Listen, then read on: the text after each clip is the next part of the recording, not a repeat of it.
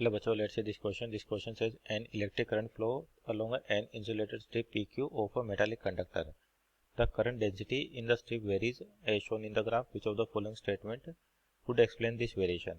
तो देखिए current density आपके पास क्या हो रही है, जैसे along distance of a strip क्या हो रही है, डिक्रीज होती जा रही है। तो इसका क्या मतलब होगा आपके पास, पहले तो की कॉन्सेप्ट लिखे, की कॉन्सेप्ट। तो की कॉन्सेप्ट बेसिकली देखा जाए तो करंट डेंसिटी पे बेस्ड क्वेश्चन है, तो आपको स्टेटमेंट या डेफिनेशन ऑफ करंट डेंसिटी।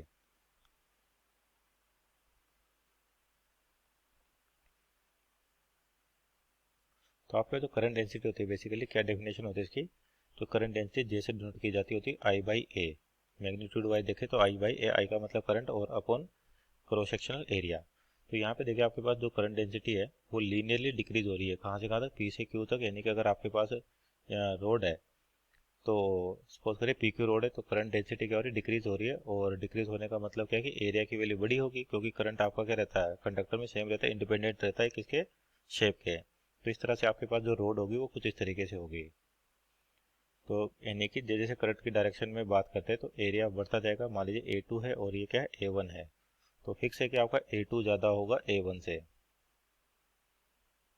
अगर एरिया ज़्यादा होगा तो आपकी करंट डेंसिटी क्या होगी, कम होगी, जो यहाँ पर दिखाई दे रही है, डिक्रीज हो रही है। A2 ज़्यादा है A1 से। और इसको पॉइंट को नाम दे रखा है P और Q, तो कह देते हैं कि आपका P है और ये Q है।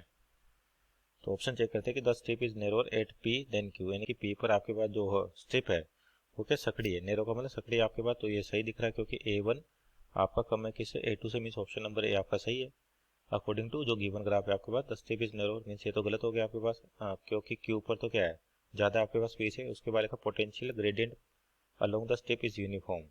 तो पोटेंशियल ग्रेडियंट क्या होता है, बेसिकली पोटेंशियल ग्रेडियंट तो ये होता है potential drop per unit length, यानी कि V बाई एल। तो देखिए जैसे जैसे आपके पास को शेप चेंज होगी तो रेजिस्टेंस चेंज होगा। आपके पास रेजिस्टेंस चेंज होगा तो वहाँ पर आपके पास जो करंट है उसकी वैल्यू में, जो आपके पास जो करंट है वो तो कांस्टेंट रहेगा थ्रू आउट, लेकिन जो यहाँ पर क्या रेजिस्टेंस चेंज हो जाएगा। रेजिस्टेंस चेंज होने से क्या होगा, आपके पास जो पोटेंशियल है किसी पर्टिकुलर पॉइंट पर वो क्या होता है, V equal to I R Ohm's law से। तो यानी कि आपका आर चेंज हो रहा है, तो यानी कि फिक्स है पोटेंशियल ड्रॉप पर लेंथ, ये भी क्या होगा आपके पास, चेंज होगा। मीन्स ऑप्शन नंबर सी भी गलत है। और चौथा जाएगा रेजिस्टेंस पर length of the strip is constant, तो ये भी गलत हो गया क्योंकि रेजिस्टेंस आपका कंटिन्यूस चेंज हो रहा है। Means option number A is our right answer only. Hope you understood well, best of luck.